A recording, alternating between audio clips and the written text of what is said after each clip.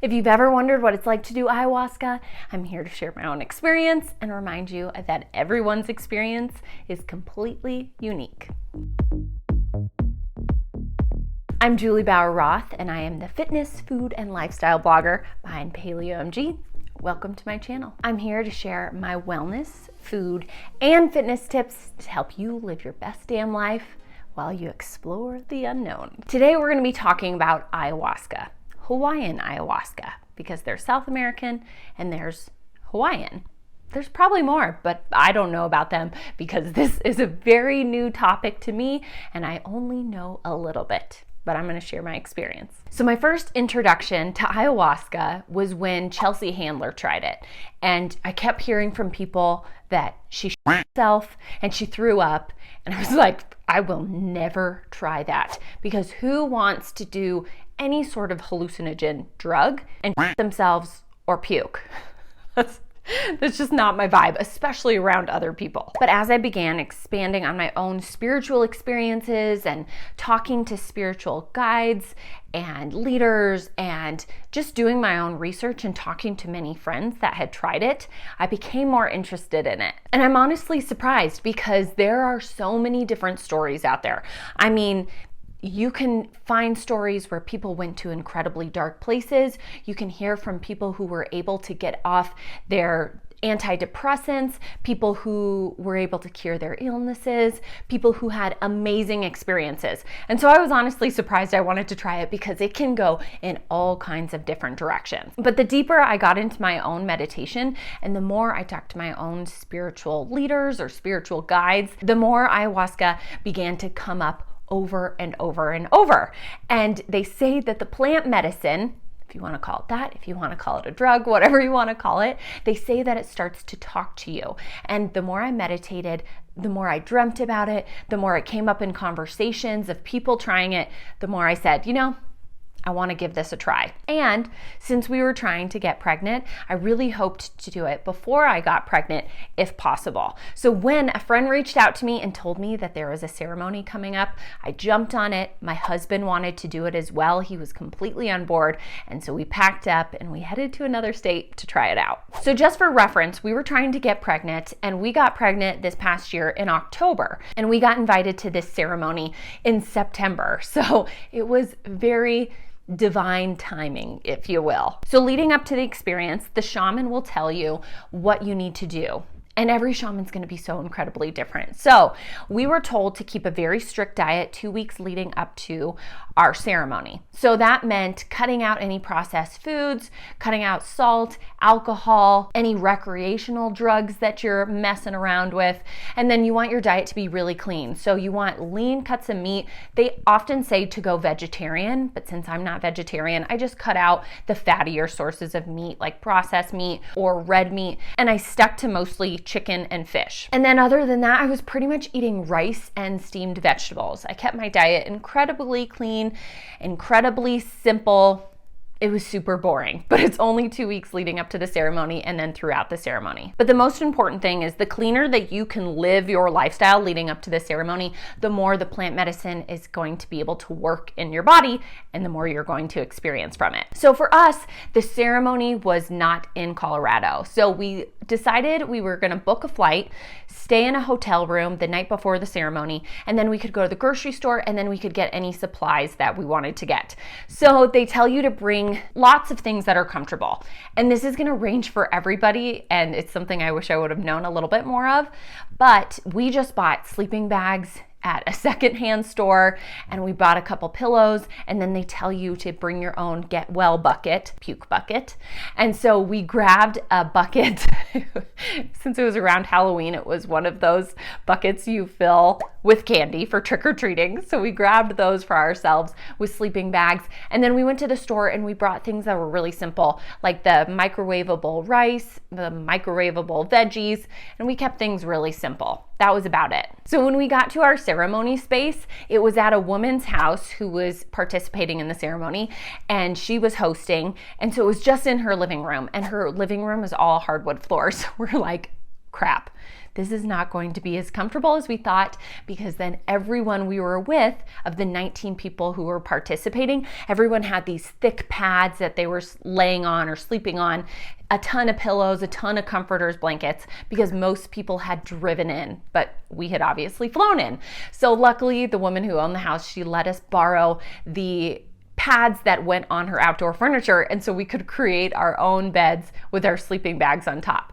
It sufficed. Not the best, but it sufficed. So my husband and I participated in 2 ceremonies. So we did 2 nights in a row, and about 19 people were in the first one, and then 9 people in the second one, because many people had to leave.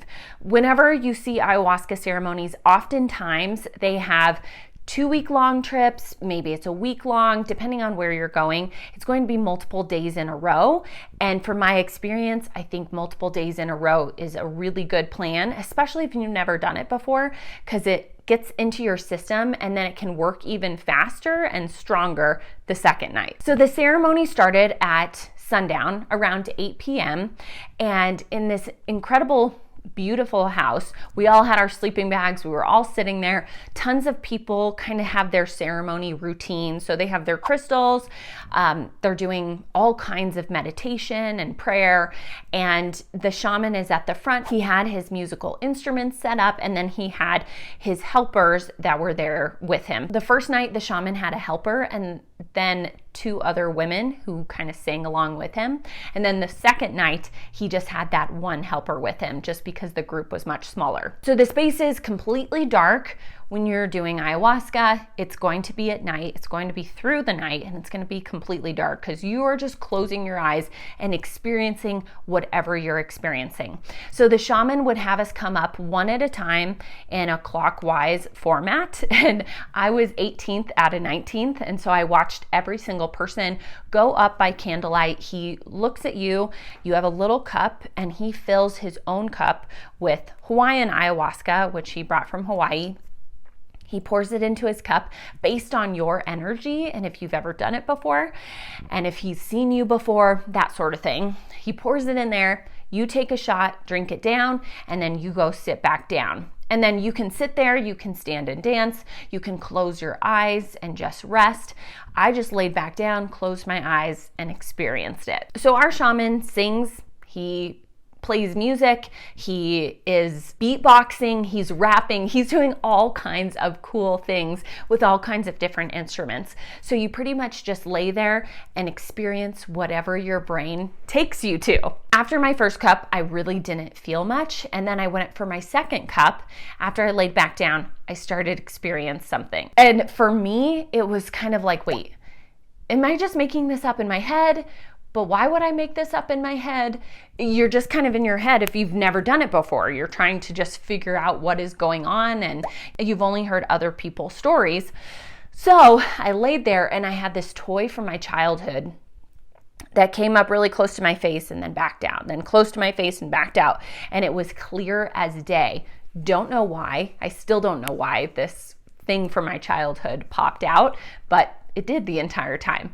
And then it shifted to me and my husband, Brian, leaning down to our daughter, who was a toddler with blonde pigtails, and telling her that she was going to be a big sister. And at this point, we hadn't gotten pregnant.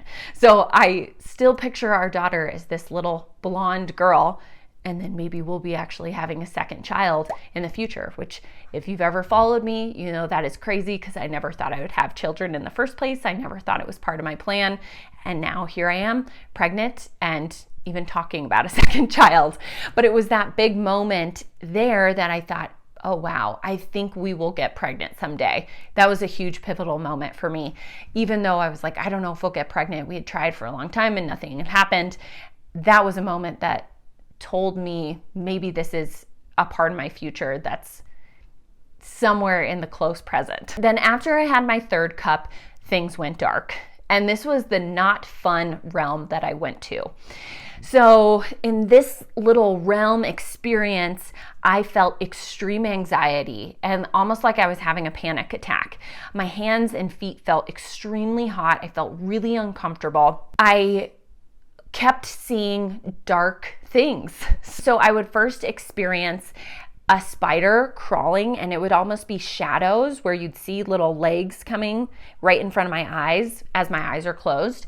And then I would start seeing snakes, alligators, just creepy stuff. And it was all this kind of shadow land. It wasn't as bright and as vivid as my previous visions were. This was much more shadowy and just uncomfortable. Like you're just somewhere where you don't want to be. You know, when you walk into a room and you're like, something's off here. That's how I felt. And so since I was so hot and uncomfortable and I didn't know what to do, I went into the basement where there was a bathroom, and I just kind of sat in the bathroom for a little bit. It was really cool down there, and I just couldn't shake this heat from my hands, and it just felt so uncomfortable. It's so hard to explain. I went back and I laid back down, and we didn't finish the ceremony until 3 a.m. And what I was having a hard time with the entire time was hearing people throw up, because I kept thinking about, if I throw up, I might be ruining someone else's experience, because hearing someone else throw up, it gives you the fear, if you haven't done it before, that you're going to throw up soon, and that's coming for you, even though many people don't throw up and don't experience that. But that's what I kept thinking about. And I had this anxiety that I was going to throw up and make someone else uncomfortable, and I didn't want to ruin anyone else's experience. And that was a teaching lesson on its own. But as I sat downstairs, I was like, okay, I can go back up, lay down, and just sit out the rest of the ceremony. And that's what I did. I just laid there really uncomfortable. So as soon as we finished, I told my husband, I was like, I want to get out of here. And we were staying at a house just a half mile up the road with a ton of other participants in the ceremony that we had just met. And so he was like, that's cool. I haven't felt anything really. So he's like, I'm cool to drive. Let's just head up the road. And we're in this little mountain area. So we head up, and he's like, I don't know. I didn't feel anything. Like, that was kind of boring. I just pretty much laid there. And so when we got back to the house, I told him, I'm so uncomfortable. I'm freaked out. We lay in our room, and I think there's bugs everywhere. And I'm not a person who's like freaked out by bugs or spiders or anything. And it just feels like I can hear bugs. And I just told him, I'm like, I'm just freaked out. I'm really uncomfortable. And so he held me. And something we didn't know is you're not supposed to touch people during or after the ceremony, because you can transfer energy. And if you're not a woo-woo person, you're like, transfer energy, like, okay, whatever. But you know, if you've been around someone and they have a really bad attitude, it starts kind of like setting you off a little bit. And that energy is completely real. You walk into a room and things feel off, you know. Well, my husband was holding me for about 5 minutes. We were in bed. He was just giving me a big hug. We're sitting there, and he runs to the bathroom. He's like, I gotta go. I was like, are you okay? He's like, no. Runs to the bathroom, and we're in this room where the bathroom is open air to the room, so I can hear everything. Well, he starts projectile vomiting so loud that it sounds like he's turning inside out. And he is just vomiting over and over and over. And he had felt nothing in the ceremony. He did not throw up in the ceremony. He didn't feel sick in the ceremony. He didn't have visions in the ceremony. And he was just throwing up. So he lays on the floor just completely exhausted. I'm super freaked out because I'm like, did I cause this? What did I do? So he finally is able to come back to bed, and he told me he felt my negative energy enter his body, and his body had to get rid of it. So that was probably one of the craziest parts, is he felt my energy come into him after not experiencing anything that night, and he wanted to get rid of it, and he got rid of it, and he came back to bed, and he's like, I got rid of the energy for you so you could feel better.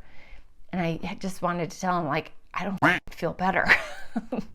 I feel the exact same. So I just gave you my negative energy, but I still have plenty of it. So he passes out, and it's 3, 4 in the morning at this point, and I am up until 7 a.m. And I finally hear some people moving around. So I'm like, okay, I'm going to go to the kitchen and I'm going to have something to eat. And I told the guy my whole experience. And he was like, well, first of all, you have to move the energy. So energy gets stuck in your body. So if you're feeling your hands are really hot or your chest is, heavy or whatever it is, stand up and dance. And that's why people often dance, is to move the energy. So I told him, I was like, okay, but I just don't think I can do that again. I don't want to go through with the second night because that was such an uncomfortable, miserable feeling. And I don't feel like I got a ton out of it other than just being uncomfortable for, I don't know, however many hours that is, 6-7 hours. And so I had no want to do it the second night. I told my husband, I'm like, you can go do it and I can just like hang out at the house and, be your ride afterwards since I'm not going to do it. So I eat something, which is one of the tips I'll give at the end. I ate something for breakfast and then I'm like, okay, I'm going to go take a nap. I'm just going to rest my eyes because I haven't slept at all. So I go back to bed, and in that nap, which I never nap, even as a pregnant person, I have only fallen asleep in the daytime once for about 5 minutes. I just haven't napped. And I fell asleep right away. And in this nap, I felt this motherly, older woman presence. And they call ayahuasca grandmother because it's this grandmother presence who helps you through things, dark or light. And she told me, you don't need to worry. I know this was uncomfortable, but it was us trying to raise your vibration, and you need to get on the same frequency as us. So you need to let go and just trust the feelings. And I think it was the biggest reminder that we need to surrender in life. And we hear that word all the time. And I feel like that's a big word of the time, but it really was one of those moments where I'm like, okay, I need to let go. I need to chill the f out and let go. So I woke up from that nap feeling completely different. It was this warm presence in this nap that made me feel like, yeah, I can do it again. It's going to be okay. And I went in with such a different mindset. In this second night, I felt like if I throw up, I throw up, and that's totally fine. If I don't see something or experience something like I want to, that's okay. It's just all part of the plan. I don't have any control here, and that is the beauty of it. And so I really went in with the intention of completely letting go.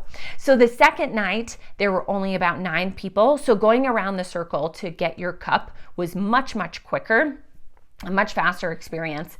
And since you have the plant medicine from the night before already in your body and still working, it hits much quicker. And so people were having way fewer cups than they did before. I think we only had 3, maybe a couple people had 4 cups the first night. And then I don't think anybody did 3 cups the second night. It was 2, and people were just in outer space. And so I did my first cup, and I laid there and it hit me immediately. And it was just this warm, loving, incredibly big hug. It just felt like the universe was hugging me. I don't know how to even explain it other than it felt so comforting. And as soon as I started feeling my hands get hot and uncomfortable, or my feet, I stood up and I danced and I just let my body do whatever it wanted to do. And it's so funny because when you look back at like hippie era and all the dancing that's going on, that's how I was dancing. And that's not how I normally dance in my day-to-day life, but it was like it had taken over my body. And I looked over at my husband, at Brian, and he was doing the same thing. He was dancing in ways that I had never seen him dance because he doesn't freaking dance. And he is just embracing it all. And then at another time I look over at him and he's in the fetal position on his side, just curled up into a little ball, just going through it.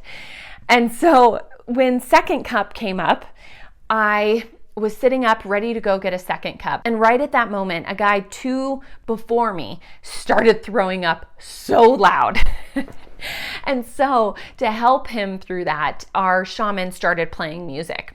And so he starts playing this music and I'm like, well, I'm just gonna like lay down and enjoy this music. And once he finishes, I'll go get a second cup. So I lay back down and I'm just enjoying it. And then I look up and he has blown out the candle. That means second cup is over. So I'm like, okay, well, wherever I'm at right now is so much better than the night before. I'm not having visions like I had before, but I'm just feeling so happy, so content, so exactly where I'm supposed to be. So then third cup comes up and I had seen all kinds of people going through all kinds of different things because I would get up to go to the bathroom or I'd look around because I'm not deep in this vision on my own. And there are some people going through incredibly deep struggles and I can see that. And the shaman's helping them through that. And I can see my husband in the fetal position really working through stuff. And as third cup comes up, I think to myself, I don't want to go there. I'm in a really good place and I wasn't the night before. And even though, this is the one time I might be doing ayahuasca, I have no idea. I don't really want to go to that dark place when I'm just feeling so happy and so content and so at ease. And so I didn't do another cup. I laid there and the ceremony ended at about 1 a.m. since we had a much smaller group. And I told my husband, let's drive back to the house. I'm good to drive. I'm not really feeling much right now. I kind of came down off of it. And we go up the road and he's like, I got to sit on the balcony because I'm working through a lot of stuff and it's still really working and I want to journal about this. And I told him, I'm like, journal everything. You're going to want to review all of this tomorrow and far long after this. And so he started journaling things and I could see him process through everything. And he tried to explain what he had seen and experienced. And, he said he saw himself, and I'm not giving the best explanation, but he doesn't either because I think it's still really hard for him to explain. But he looked out at himself. He was on a balcony. He looks out at himself in the universe. And then he breaks up into a million little fractals, a million little pieces.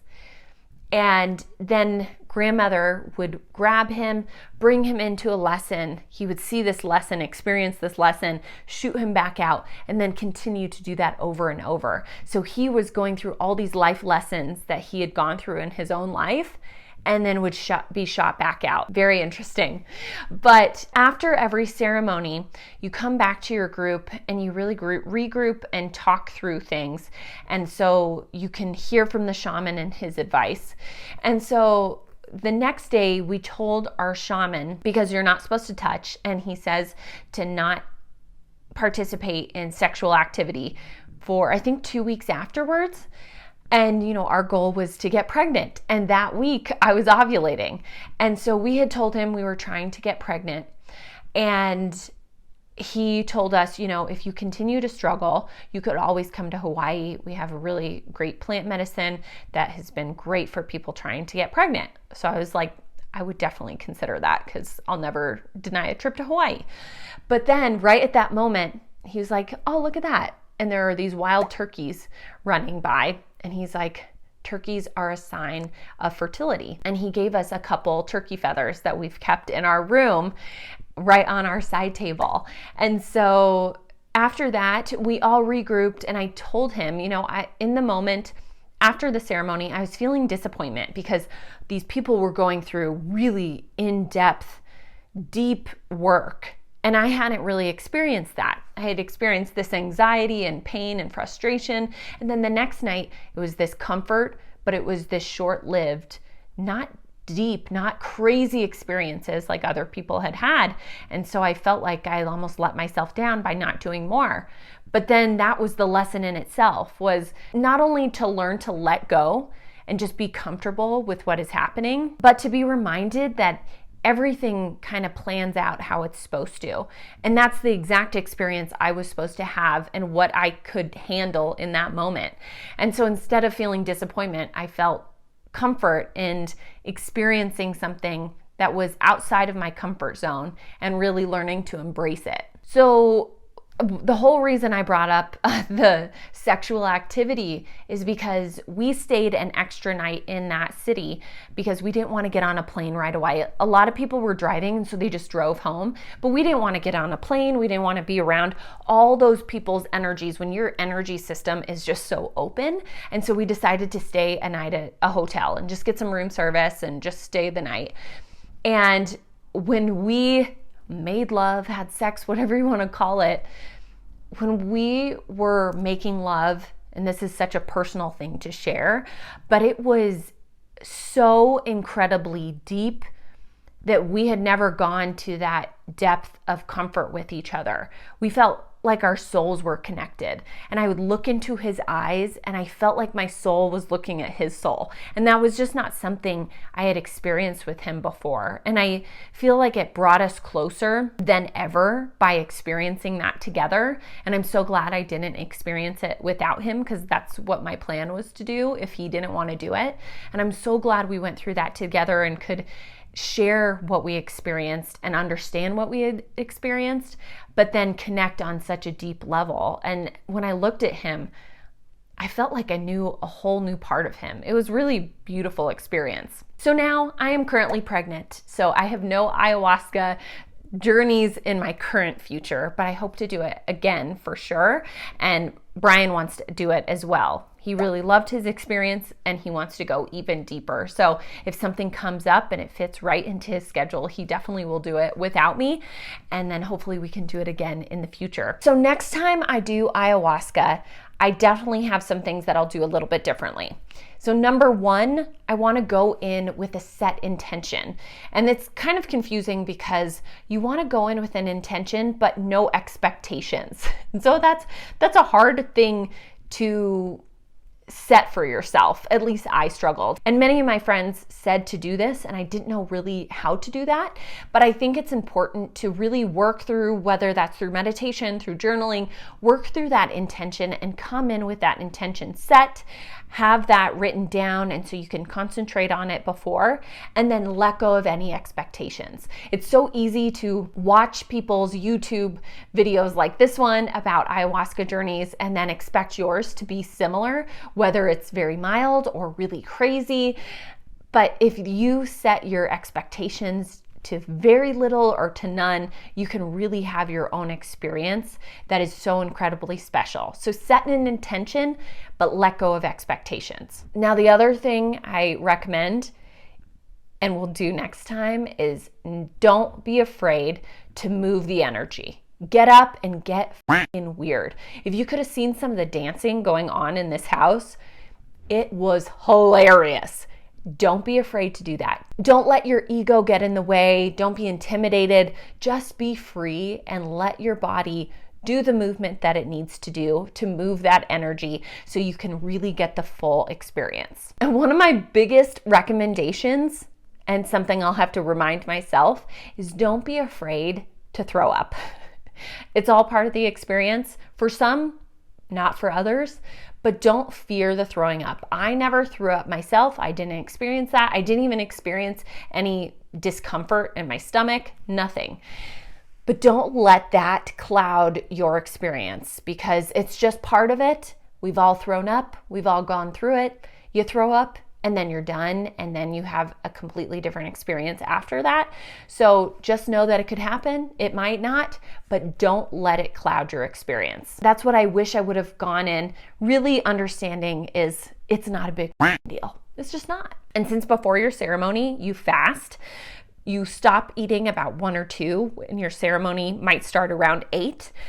You want to make sure you eat once you're done. So something I wish I would have done is just had food ready to go, some snacks ready to go to eat as soon as I finished. And so I could just really nourish my body as it began to come down from the hallucinogen, from the ayahuasca. And the last thing I wish I would have had is much comfier things to sit on. So the more you experience this, the more you will know, but you want big comfy pads that you can rest your back on up against a wall, or maybe it props up by itself so you can either sit up or lay down. You want lots of pillows, a comforter, a sleeping bag. The more you can be comfortable in that moment, the more comfortable you're gonna feel during the experience. After experiencing ayahuasca myself, even though it was very mild, I plan to do it again. I thought it was an incredible experience, and it's a very eye-opening experience and heart-opening experience.